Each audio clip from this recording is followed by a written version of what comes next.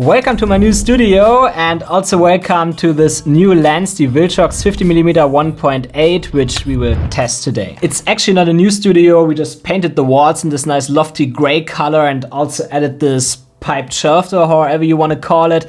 I think it looks really nice. I hope you enjoy it as well. It's great now that I have the air conditioner perfectly behind me because it's getting quite hot right now. I could probably record for like 5-6 minutes and I already have to turn it on, just what I'm doing right now. And these two windows are quite nice behind me. As you see, they create the rim light effect, so I don't need any background lighting or so. I really only use my key light here from Ambitful with the Godox softbox, and as a fill light, this small RGB light, a Ulanzi eye light or so it's called. Yeah, after the AC is finally ready cooling my bag, we can finally talk about the VILTROX 50mm 1.8. Okay, VILTROX 50mm 1.8. To be honest, I was not super excited when I got this lens initially, but not because of the lens, but because of the 50mm focal length, because that's usually what's recommended at the beginning, because it has this like standard look, what our eyes see, and I think that makes it a bit boring. It's like standard. There's nothing special about this look. I usually prefer either the 24mm here from VILTROX as well as sent it to me a few months ago, and I actually use this lens a lot. This is really nice, having this wide angle plus the 1.8 aperture, lots of nice shallow depth of field. Really enjoyed this lens, but I also really like using the G Master 135mm 1.8. It's not just a lot of bokeh, but it's also really sharp and it compresses the background really nicely. And it's also not too heavy to bring. It's definitely not light, but it's not like a 70-200. That's why I use that a lot. So I'm not particularly a fan of 50mm. But there is this one thing that I did not think about before I got the 50mm from VILTROX. That's like when I use my Tamron lens here, this 28-75mm, it's a zoom lens, and when I use zoom lenses, I usually don't look that much on the numbers because I either look on my screen or I look through the viewfinder, and I really just want to ensure that my framing looks good there. And that's why I'm usually somewhere between 35 and 60mm properly. Of course, sometimes I also go completely to 75. That's a nice look too, but usually I must be somewhere in the 40-50mm area, so quite the area that looks normal. And I actually noticed that recently while I want to get some product shots here in my studio with the Tamron lens, and there I actually wanted to set it to around 50mm. In that case, I looked at the millimeter scale because I set up everything on a tripod. And then I noticed, okay, that's actually around 50mm what I'm doing right now. So I thought then I could also use the VILTROX prime lens and get some shots with it. Because, well, 1.8 aperture, I just love to shoot low, have this nice shallow depth of field all the time. I must say I was actually pretty happy with it. So the days afterwards, I also got out and got some shots there, as you can see right now. And I must say, I really like the footage there, as it turns out. And actually, some of the shots here are also shot on the A7 IV and 4K 60, so there is crop mode included. It's not all like really the 50mm look. Some of them are 75mm essentially because of that crop. But even there, like the footage turns out really, really nice. Need the air conditioner again. It's actually just about sound with the air conditioner. I really hope that there should be a software solution one day. Maybe Final Cut gets something like that soon, but I'm not really sure if that will work or not, but hopefully, because your voice always sounds bad when you try to cut out stuff like that. No real solution for that. Okay, but let's talk about the lens itself, and I must actually say when I got it, it was the same experience as with the 24mm. It's really nice. Like sun hood, it's made of plastic, quite standard, but nothing bad about that. I don't need a metal sun hood. But the case is actually completely made out of metal. Also has an aperture ring, which is actually great for videographers because it's not clicked, so you can smoothly adjust your exposure during your shot if you want to use the aperture for that. But I don't know, I never really do that. I never adjust the exposure via aperture while I'm shooting. So I personally would love to have it clicked, or like being able to choose if it's clicked or declicked. Not a big issue though. I usually just have it to A and then I set it via my camera, but well, it would be a bit nicer, I think. And as you can see, it has a USB Type-C port here, which is really nice in case you want to upgrade the firmware or so. in the future.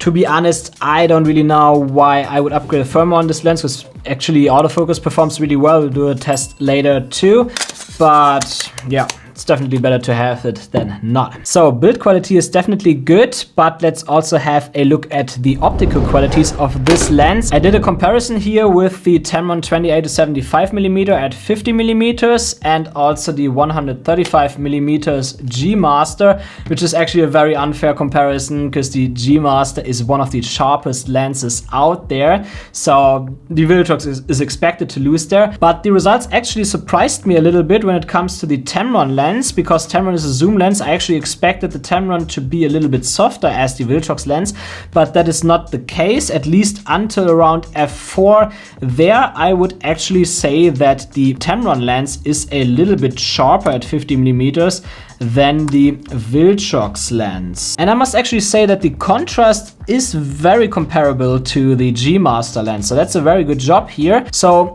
overall, I would actually say that if you don't need that background blur, the Tamron lens could actually be the better option for you. But of course, especially for videography, sharpness is not the most important factor. What is also important when it comes to the quality is especially chromatic aberrations. I must say, in chromatic aberrations, this lens also does not perform that well. When we zoom in here on the pictures, 1.8, 2.8, I can still see chromatic aberrations. Even at f4, if I zoom in a lot, I can slightly see it, not to a level that would really be noticeable in a video anymore, but it is still there. That f5.6, it's pretty much gone. Maybe a slightly bit there, but you won't notice that anymore. But I also put all these images together in a 4K image, and when I do that, I must actually say that even when I crop in, it's really hard to notice the chromatic aberrations there. At least sharpness a bit, but it doesn't matter that much anymore. And that's why I would actually say that if you use it for videography, it actually does not matter that much. Like at f1.8, you will see the chromatic aberrations a little bit depending on the shot, but it's really not that it happens that often. You have to shoot directly into the light somewhere to really notice that. And if you film at a bit higher apertures, then you won't even notice that anymore. So when it comes to videography, I must actually say that's a pretty good lens overall when it comes to the lens quality. But of course, you also want to know how the autofocus performs. Oh yeah, you can see the sweat already. That will take some time. So, autofocus on the VILTROX 50mm f1.8. It is actually great. Like, I had not any issues with it, to be honest. Always tracked my face well. It was super fast, snappy, nothing to complain really. But there's one thing that you want to consider. This is that it is quite loud actually. You see some tests here. Let's just be quiet for a moment and listen to it. So you can clearly hear it even when my ECM B1M microphone was on top. It was clearly noticeable. Now the thing is, you will not vlog on a 50mm lens or stuff like that, so it's not super important to have the microphone on top of the camera. But let's say you want to film someone or something else and you need the audio, you have a microphone on top, then you might hear the focus noise. So my recommendation would be to use the lens in manual focus if the audio is important, because then it does not use the focus motor unless you turn the wheel, and therefore you also don't get any focus noise there. And if you want to shoot interviews with it, for example, or you want to film yourself, then usually you have the microphone away from the camera anyway. Like here, my microphone is right here above me, so in that case you would not hear the lens because it's too far away then. So I don't see it as a big issue there, but for some people that really do a lot of run and gun and need their autofocus together with good audio, it's probably not the right lens to get. And also worth mentioning is that the minimum focus distance of this lens is 55 centimeters, so you can't really get too close to your subject. I mean, if you're in a studio especially, you can bring a macro tube, but it's also not really ideal because then you have to go really close, so it's not perfect. I must actually also say that I'm a little bit happier with the Tamron in that case. This lens can actually focus pretty close.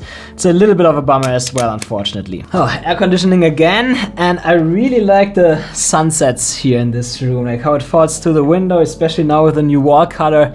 That looks really nice, huh?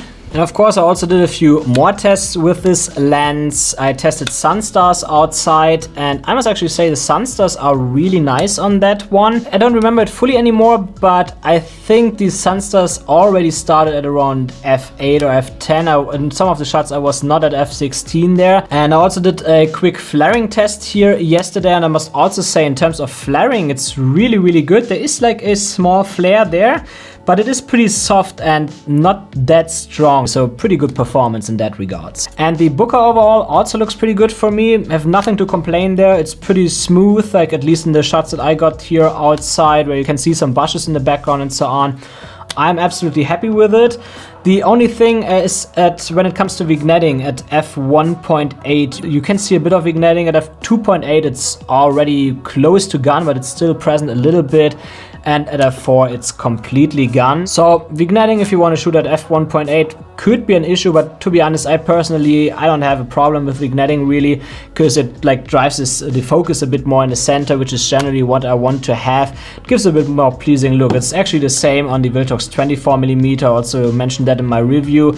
And I'm actually quite happy with it. I really like the look. I like to have a bit of vignetting, and it's not the same as adding a vignette in post. It looks a little bit different, and I like that. So yeah, overall, when it comes to practical performance, for me, when you're shooting outside, I'm actually very happy with this lens, and that raised the question if I would recommend this lens or not. I mean, it has the problems that it is not extremely sharp and it has some chromatic aberration problems, but to be honest, all cheaper prime lenses that I've used so far have these issues with chromatic aberrations, and even the super powerful G Master has a bit of aberrations at f1.8.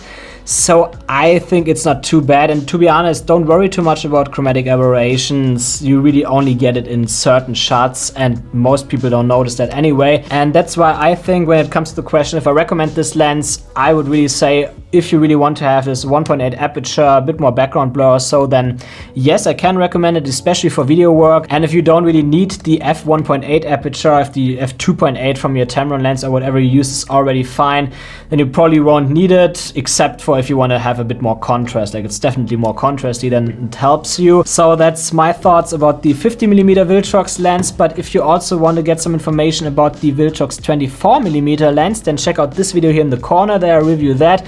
This is a lens that I really love and that I use quite often. So I hope to see you in this video, and also if you like this one, leave me a thumbs up and don't forget to subscribe for upcoming videos. See you.